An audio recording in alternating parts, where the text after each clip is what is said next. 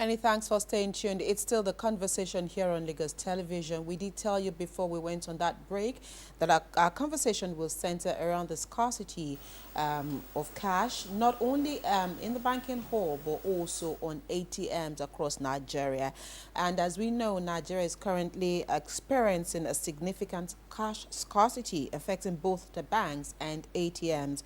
This shortage has led to long queues at banking halls and ATMs, with many machines either dispensing limited amount or being non-functional. Joining us via Zoom now is a finance expert who together will be taking a look at why this issue is occurring at such a time, especially in December, where a lot of people will, would want to buy or sell different things, and of course it will entail cash. Is this also a ploy to deliberately force Nigerians into this cashless policy? And we do have joining us now, Gbolahan or Olojede. Thank you for being here today on the program with us, Gbolahan. Yeah, thanks for having me. Good morning. Right. Have you also experienced this issue? If you have, can you take us through your personal experience before we take a look at reasons why this could be occurring at such a time? I have not, I cannot say I have suffered from it. Okay. But that doesn't mean that I'm not conscious of the reality that there are people around me who are constantly complaining about not being able to get enough cash. For me, most of my transactions are done via electronic means. So Okay. you may even have me go 2-3 days without having more than 2,000 naira On wallet, you. and Okay. I will still be okay. Right. But I'm conscious of the fact that there are complaints all around about cash scarcity. Okay. Okay, would you say that there is some kind of conspiracy going on between the commercial banks and the POS operators because of this scarcity? I think conspiracy theory might not cut it. It is more or less of, a matter of looking at what would have been the cause of this. Mm-hmm. Number one problem is the loss of trust, which was occasioned by certain cash policy a couple of years ago. Okay.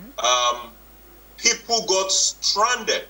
When we're even talking of getting stranded, people in the South should literally be throwing a party when compared to the severity of that problem in the north Okay. of Nigeria. So when you break people, or you break people's trust in such a manner, they are more cautious. And in this particular season, which was the same season when that happened, in this season, they will likely hold on to their cash. They are not sure of what will happen.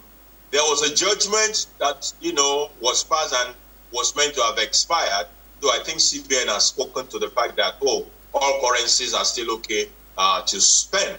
But all the same, people would rather err on the side of caution and hold on to their cash. As a matter of fact, the cash in circulation has increased tremendously. The cash in the banking system has reduced. Over 94% of the total cash are said to be out of the banking system. So if they are outside of the banking system, it may not add up to blame it on the bank, but to say, why is it that people are not bringing cash to the bank? And in this season, it started earlier before the season. Right. Anyway, and what can be done to make things easier? Of course, the POS people are making money out of it. They are. But Gbolahan, a quick one here would be, as much as, yes, you've, explained here that trust issue could be one of the many reasons why this is going on. Would it be right to say that this could also be some kind of artificial scarcity? Or is it one that we're not sure, is there an end in sight soon enough? Even though the CBN is talking tough, saying that they will impose fines on banks that are not dispensing. But can you really dispense what you do not have?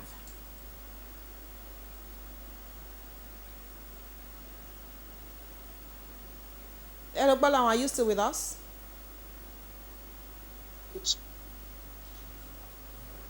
Okay, there's a I think network problem. there's a hitch there. All right, we will establish connection with Gbolahan when the network is a little better. But while we wait on that, Ajibola, very quickly, you know what I asked him earlier would be the fact that if you don't have something, can you give it? So the CBN is talking tough, saying that they will sanction banks that do not have or are not dispensing Okay, properly. I think it's back. Is it back with us? Hello, Gbolahan, are Yes, you I'm back right with here. us? Yes, I'm here. Oh, okay. So let me go over that question again. I did say that from some quarters, it is said that this could be artificial scarcity. And so if that it is, are we likely to see an end in sight very soon, even though the CBN is also talking tough, saying that they will impose fines on erring banks? I don't think we will see a significant improvement. Of course, CBN might decide to do some intervention by, pumping money out to the banks. But CBN itself also need to be cautious because CBN can see the statistics of the volume of money that is already in circulation. So the real issue is why the money in circulation is not really circulating. And that may not be within the purview of CBN to drive. So why are people holding the cash? Why are people who are selling in cash refusing to bring their cash to the bank?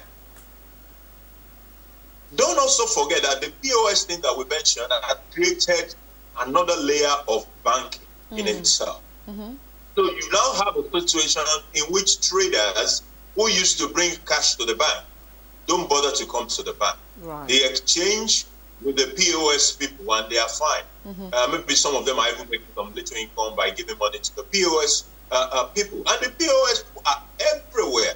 So that additional layer of banking may also have a role to play apart from traders who themselves are holding cash because they are not so sure of how things might play out. And nobody wants to be in that position we were in January 2023 or December 2020. Nobody want to be there. Okay. Any longer. Yeah.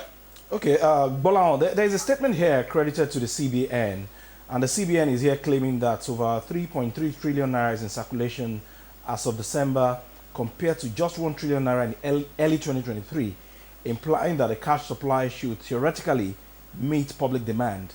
According to this report, it said the currency outside grew from 4.29 trillion in October to 94.3% of the total currency in circulation of 4.55 trillion naira. What do you think can be done to gain the confidence of the people back in such a way that they will stop hoarding these funds? Well, I think the engagement with the public will need to continue. Threat doesn't do it. So compelling banks, for example, and say, banks, go out there and give people money. Banks will not be able to give what they don't have. So we have to rebuild that trust, and constant engagement can help in that direction. Number two, there may eventually have to be need for certain intervention. Those intervention also, it might not be something major, but they have a way of helping to build that trust again. So the bank that you used to go to over the last few weeks and cannot give you more than 10,000, if they go there, if the members of the public go there and they can get up to 50,000, they are more comfortable. Right. And they start to build their trust from that point.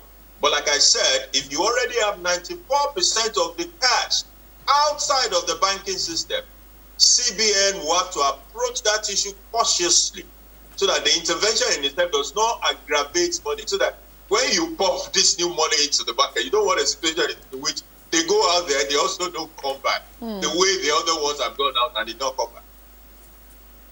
Right. Now, according to one of the industry players, he did say that banks naturally on a daily basis will require at least 20 million naira to operate, with ATMs needing approximately 8 million naira each.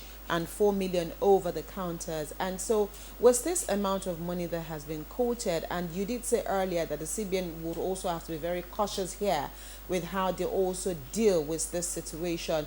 Aside the trust issue and gaining back the trust issue, making people wanting to go back to the banks to deposit their cash, how best can this also be solved, knowing that December is a crucial period in the life of Nigerians?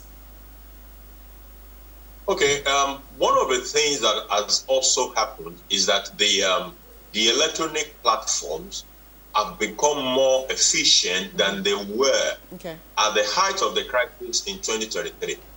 The volume that the system received in that early 23 was so massive that a lot of the system had problems. They couldn't cope. But over those several months, there have been a lot of upgrades, and many of these systems can accommodate more. So one other thing that could be done is to encourage people to also use the electronic platform. A couple of days ago, I approached a barber to trim my beard. And he charged me 700 naira. And when I looked in my pocket, I couldn't even find 700 naira. And I said, "Okay, do you take transfer?" He said, "Yes." And right there and then, I paid 700 naira by transfer to my barber. And it was okay with it. Okay. I'm not saying that is possible, especially when you go into the open market where there is the pepper seller and when things get very busy. When things get very busy, people will rather have their cash than transfer, which will require, let me check whether it has come in, whether it has not come in, and all those things. But one of the engagement that regulators and bankers must be having with the people is also to encourage them to use the electronic platform for as many of their transactions as are possible. Okay, while we are trying to buy back the confidence of the people, what is the economic implication of having too many cash in circulation as an economist? It's inflation. It is inflation. What it means is that people have so much cash, and if the productive base is not exactly expanding that much, but there is so much cash in the system, then you have a lot of cash chasing the same amount of goods or fewer goods, and then prices tend to go up. It could also be that people could deploy such things to purchasing of foreign exchange and all stuff. So inflation is the main reason why you don't want too much cash in circulation. Okay, I mean, I'm glad you mentioned issues around inflation at the moment. As of today, what was released by the Bureau of Statistics and looking at Nigeria's inflation rate is 34.6%, closing in November, and we're talking about the price of food items being the major driver of this. And so if we're talking about inflation and the fear of having more money in circulation, are we really working towards ensuring that the inflation rate becomes lower as the year comes to an end, or maybe in the earlier part of 2025? Are we working in that direction at looking at the way the inflation keeps rising month-on-month basis? Well, I want to believe that the government is also concerned about the inflation numbers, which is why we have continually seen the monetary authorities raise the rate. When you do a rate hike, you're trying to moderate inflation from a monetary perspective. However, that monetary alone has not been found to be as effective as it should be, because inflation has used to moderate. The clear drivers of the inflation numbers have been there for several months. And number one is food. While you're talking of inflation, the headline being 34, food alone is almost 40% inflation. So is a key driver, and then of course energy. So whatever we can do to address the key drivers, number one is food. In fact, for me, if you solve food, you would dramatically reduce this inflation number that we are talking about. So all hands must remain on the deck to ensure that we can tame food inflation. Because if we tame food inflation, we will tame the headline inflation that we are currently experiencing. So far, things have not been as effective as they should be. Okay, have you questioned the reasons behind this scarcity of cash? But on the other side, when you attend parties or you go on the street or you go to POS operators, these cash are readily available there. So for the POS operators, they are sourcing their own cash outside of the banking system. So they have alliances with traders, with filling stations, and they can approach. In fact, it's one of the reasons why people who used to bring money to the bank are no longer bringing, right? Because they can get it across to the POS operator. However, the issue of POS operator does not address the reality that new notes are still being sold at parties in Nigeria. Definitely. Yes, and if you will remember, even at the height of cash problems in December 2022, in early 2023, cash was still also being sold at parties in Nigeria. Where were they getting their cash? Where I believe the regulators and the commercial banks will have a role, because these people that are selling this cash, they were not printing it by themselves. They were getting it either from the commercial bank, or maybe there are ways to get it direct from the CBN. The regulator and the commercial banks can help they can do this as part of their own intervention. Right.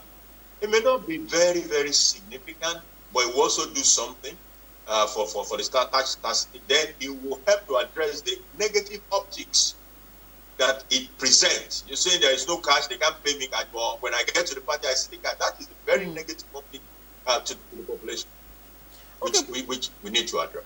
Right. Well, now, I remember when we started this conversation, I wanted it to be personal, and I did ask you if you had experience with the shortage in cash, and you did say that at least hardly would you need cash majorly, because you did almost all your transactions via the online medium. Now, can this also be a gradual process by the commercial banks and the CBN of Nigeria at migrating a lot of Nigerian customers onto the online platform?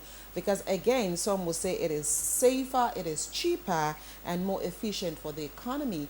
Can this also be a very subtle ploy at ensuring that majority of Nigerians would use the online platforms for their daily transactions? Well, while I will not say it is impossible, I would say the chances are narrow that is what is going on for it. Okay. However, if we make, because you see, these are matters of trust, and this is not the way to address trust issues. You cannot go and be using what Nigerians will refer to on the street as koni to get people to adopt a policy. It is better you are upfront with them, and then you get them to trust you, and they flow into that system. Otherwise, this will not work. And the evidence that it is not working is what we are seeing with over 94% of the cash circulation outside of the banking system. 94% out of the banking system. So to do more will require a more open engagement, a more straightforward approach, rather than a backdoor attempt to form. Okay, if this is what we are experiencing in major cities of the country, I don't want to imagine what will be happening at the rural areas in some parts of this country. And as we are presently, we are still trying to promote the banking culture in our communities. What do you think will be happening at the community level of this stage? People are worried at the community level. People are worried about not being able to access their own cash that are in the bank when they want to. So I think it's a gap right there, and it might erode confidence rather than build confidence. On the flip side, however, the POS people are getting more and more popular. So we are creating another layer of banking that the people are getting more used to. what they are complaining about now with the POS people is that the charges appear to have become elevated. So if there could be some sort of attempt at moderating those charges issues, maybe some regulatory framework to ensure that that could be moderated, we'll be surprised that that layer of banking will become more robust and people in communities will warm up to the POS people, and since the banks are not giving them the money anyway, and then leave the bank. But Gbolahan, is there any law, especially in Nigeria, well, the financial sector generally, is there any law against what is currently happening? You also did allude to the fact earlier that some of the POS operators do source their cash not from the banks but from supermarkets, from filling stations, and they are definitely also getting those cash probably for a fee or for a percentage from these places. Is anyone breaking any law here by doing this? No, it's a free market. It's a free market. I need money. Yeah, I need money. You have the money, and we discuss the terms and we trade. Okay. Where there might be problem is what people call selling cash. An extreme situation of charges will present as if we are selling cash, and that is a very cloudy area that the law might start to look at and frown at. Right. But for charges for a service, if someone has provided a service and they have provided a reasonable charge, we call it a reasonable charge, that will be a normal business and there will not be any law against it. Okay. Okay, can we have some kind of control with the operations of these POS people? Earlier this year, the federal government did say that POS operators should go and register with the Corporate Affairs Commission. Is there a way we can control their activities or what they charge with this registration? That's the space of the regulators. CBN will need to they have an association, and I believe that at the level of the association, there's a relationship with the commercial banks as well as the apex regulator, which is the CBN. So it's a matter of creating the regulatory framework that will enable the system to be able to achieve it. After all, these POS operators, they get their POS from financial institutions. And financial institutions, a lot of them are regulated. Right. In fact, for commercial banks, all of them, for finance houses, all of them are regulated. A lot of the fintech have microfinance bank licenses, they have finance house licenses, so they are within the regulation of the CBN. So it is a matter of the CBN being able to find a framework that will enable them regulate that space better. So that what we are having will be a fee being charged for a service, a reasonable fee for a service, and not a case of naira being sold for, we're trading in naira. Okay. Is this also possible that at the moment, is there any impact on the economy with the cash strap that we're currently talking about? Because again, like you mentioned earlier, your Baba is now able to get 700 naira transferred into his bank account one way or the other. But on the overall, the large economy, the society, is this having negative impact whatsoever? Well, because about 55% of our transactions are still in cash, what we might have is a situation in which some people are not able to consume as much as they would have loved to consume because this cash were not available to them. And some of these people are in this 54% that we talk about. They are used to cash and cash. They've not really buying significantly into the electronic money transfer system. So for them, we are sort of curtailing their capacity to consume, and we are curtailing possibly the income from the people who will have sold those items they wanted to consume to them as well. So those are some of it. And for another very, should I call it, small bit, is the people that that get gifts So in Nigeria, in Lagos, we have a culture that says, oh, that man at the gate, take this 500. That guy at the gate, take this 1,000 naira. All those things will disappear if people don't have cash. Right. You're not going to ask the gateman to bring a POS so that you can give him 500, or you want to do transfer. Those things will not be happening. And they're also part of the economy. Okay. Okay, there'll be a lot of buying and selling, like Abimbola said at the beginning of the show, because of the Christmas period. Is there any stopgap measure that the CBN can put in place to at least mitigate the effect of what people are going through? Well, they can decide to give more cash to the banks. Just that it cannot be a free roll. Otherwise, it will also be negative for the CBN and what it is seeking to do. CBN, being already aware that there is a huge volume outside the banking system, cannot afford to be pumping more without control. But as an interventionist situation, you can just give a specific amount and say maybe that will help to improve the amount that some of the banks that are giving 10,000 now, they will be able to do 30,000 or maybe be able to do 50,000. And that will generally improve things. In reality, it will improve things. Right. In the face of the scarcity, we do have the National Assembly, that is the Senate and the House of Representatives, calling on the CBN to do the needful and wade into this particular issue. Of course, the CBN has said that they've done their bit by asking banks to ensure that customers do get their money. But again, and I asked you this earlier on, but I think for the network didn't probably allow you get there. So I'd like to go back to this. If the CBN is asking the commercial banks to dispense money, can the banks dispense what they do not have? Definitely not. And that is where the quagmire is.